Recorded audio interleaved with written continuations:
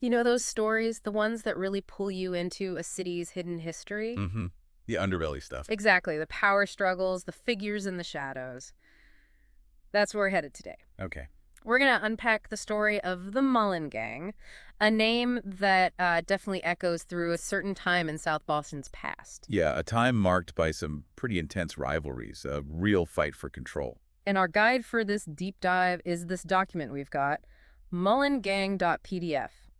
It lays out a compelling history, sometimes brutal, but compelling. And what's really interesting, I think, is that you can't talk about the Mullins in isolation. Right. Their story is completely tied up with their rivals, the Killeen Gang. These two Irish-American groups were like the main players in this battle for South Boston's criminal landscape. Definitely. Locked in conflict. And the time frame we're looking at is roughly, the 1950s up to about 72? Yeah, that's the core period. You could picture it, right? Old Boston, those tight-knit communities. And this tension just building between these two gangs. So our mission today, for you listening, is to go a bit deeper than just the names and dates. We want to understand sort of the forces behind the Mullen Gang's rise. Yeah, what was at the heart of their pretty explosive fight with the Colleens? And how their story ultimately fits into that bigger picture of Boston's underworld evolving. It's about understanding the why, not just reciting events. And to really get the Mullen Gang, you got to look at how they started. Even their name, it has this really specific local origin. Right. It's not what you might expect. They took the name from a plaque. Yeah, a commemorative plaque for a local war hero, John Joseph Mullen. Huh. Where was it? On a street corner in South Boston, a spot where the guys who'd become the gang used to hang out. It's kind of ironic, isn't it? A gang known for violence taking its name from, a symbol of honor. It really roots them, though. Ties them to that specific neighborhood, that identity. And their early activities. They weren't exactly sophisticated masterminds from the get-go, were they? No, not at all. Seems like they were more pragmatic, opportunistic, maybe. Focused on theft, right, and not petty stuff. No, big scale. Hitting Boston Harbor, local warehouses. The document mentions specifics like truckloads of Easter hams. Yeah. And televisions. It paints this picture of a crew just ready to grab whatever big score came along. Which is interesting when you contrast it with the Killeen brothers. Right. According to the source, the Killeens already had a more solid grip on the traditional stuff in Southie. Like bookmaking, loan sharking. Exactly. A more, established system. And probably more willing to use force early on to protect it. So you've got the Mullens, kind of looser, focused on these heists, and they start bumping up against the Killeens, who control the more, let's say, profitable rackets. And potentially more dangerous ones, too. Yeah. The source estimates the Mullen Gang had, around 60 members? Yeah, about 60. Which gives you an idea of their size, their potential muscle in South Boston. So with these two groups operating on the same turf, different methods, different ambitions, a clash was almost bound to happen, wasn't it? Seems inevitable. And the source points to one specific, really ugly incident in 1969 as the spark. The moment the simmering tension just boiled over into open war. This one is. Yeah, it's brutal. At the Transit Cafe, a local Southie bar, Killeen hangout. Kenneth Killeen, Donald's brother, he actually bit off the nose of Mickey Dwyer. Yeah, a Mullen guy. Bit his nose off. It's hard to even imagine something that visceral. That kind of personal violence. It sends a message, doesn't it? Loud and clear. No kidding. And the Mullens didn't just let it slide. No, their response was just as direct. Polly McGonigal, Buddy Leonard, Tommy King, Buddy Roach. They went straight to the Transit Cafe. The Killeen spot. Right. Now, the Killeen brothers weren't actually there then. But it didn't matter, did it? No. Donald Killeen saw it as a direct challenge, a slap in the face, basically, an invasion of his turf. And that's when things really went downhill. Fast. The violence just ramps up immediately. We hear about Killeen enforcers, Billy O'Sullivan, and Whitey Bulger. Yep, there's that name. They run into a Mullen guy, Buddy Roach. And notably, his brother eventually became police commissioner. Wow, small town, huh? You could say that. Anyway, Bulger and O'Sullivan shoot Roach. And he doesn't die, but he's paralyzed. Yeah, an act with consequences reaching way beyond just the gangs. Definitely. And Bulger and O'Sullivan, they were also involved in another killing around that time, right? Tragically, yes. Donald McGonigal. Polly McGonigal's brother. Exactly. And the source is pretty clear here. It wasn't like mistaken identity within the Mullen crew. It was just a terrible mistake. Then unintended victim. Collateral damage in a gang war. Awful. And you can just imagine the fury in Polly McGonagall. Oh, yeah. Losing his brother like that, revenge becoming this huge driver for him. Absolutely. The source even mentions Patrick Nee claiming that McGonagall personally killed O'Sullivan in retaliation. A direct act of vengeance. It adds this really raw, dark human layer to it all. It really underlines that these weren't just business disputes. They're deeply personal. Loyalty, payback. And O'Sullivan's death seems like a turning point. It does. The source suggests the balance of power shifted then. The Mullens became more dominant. Outgunned and outmaneuvered Killeens, I think was the phrase. Yeah. Maybe their tactics changed.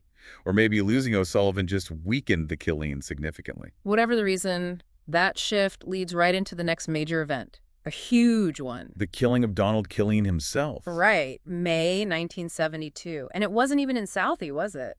No, that's the interesting part. He was killed by a Mullen enforcer, Jimmy Mantville, out in Framingham. The suburbs. That feels deliberate, planned. Maybe trying to catch him off guard away from his power base? Could be. Definitely suggests a calculated move.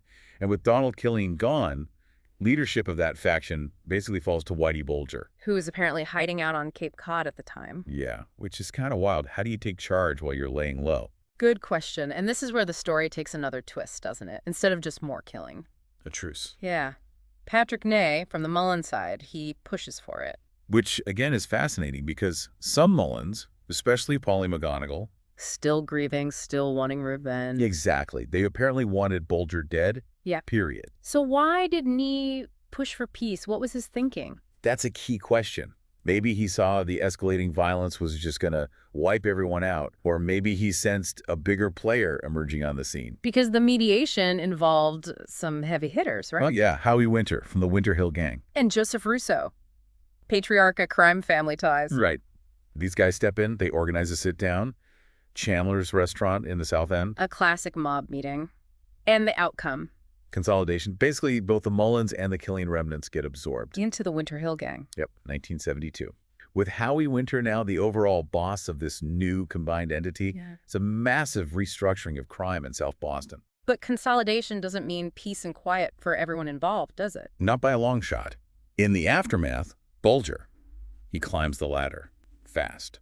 By 1973, the source says he's basically running the show in South Boston within that new Winter Hill structure. How'd he manage that so quickly? Well, the suggestion is, pretty ruthlessly, he used his new position to take out potential rivals. Even former Mullens, guys who are now supposedly on the same side. Allegedly, yes. The source claims he even got Howie Winter to okay the hits on guys he saw as threats. It's like Spike O'Toole and Polly McGonagall. Yeah, the guy who wanted him dead earlier. It speaks volumes about Bulger's ambition, his methods for securing control. Utterly ruthless. And the details of those disappearances are grim. McGonagall vanishes in 74. Right. Body found later on Tinian Beach.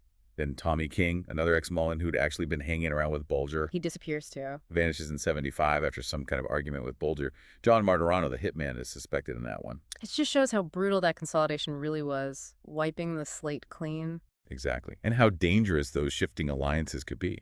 But Patrick Ney, the guy who brokered the truce, his story goes in a different direction.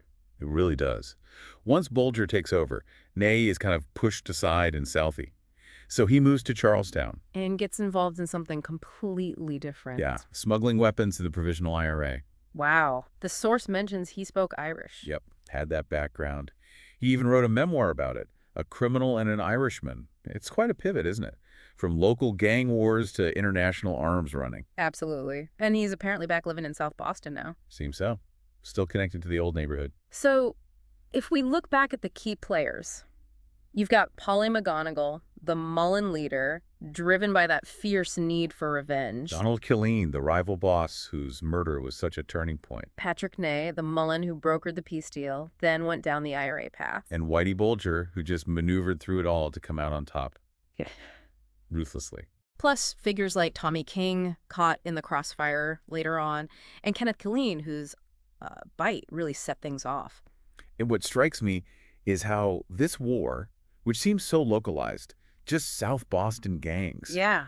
it ends up having these massive consequences for the whole city's organized crime structure. It totally reshaped the landscape, didn't it? Absolutely. It wasn't just a neighborhood feud. Mm. It had huge ripple effects. So we've tracked the Mullens from, stealing hams Right. through that bloody war with the Killeens for control of Saldi. To eventually being swallowed up, along with their rivals, by Winter Hill. It's a really stark picture of how volatile that world was in Boston back then. And it makes you think, doesn't it, Mm. about the bigger picture. How do these local fights play into the whole ecosystem of organized crime? Yeah, what does it tell you about leadership, ambition, Yeah. how quickly alliances can shift? And betrayal follows. Right. And here's the thing. This wasn't just some isolated gang drama. Yeah. The Mullen-Killeen War directly paved the way for Whitey Bulger.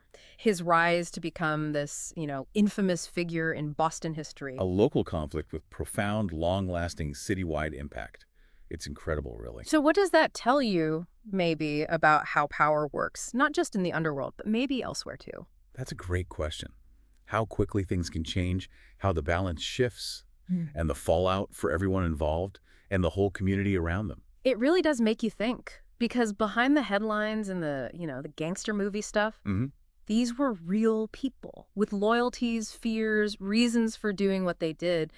What does this whole Mullen story, the lives tangled up in it, reveal about, say, the social fabric of Boston at that time? It's more than just crime stats, isn't it? It's a window into a specific time, a specific place, and the human element within all that violence and ambition.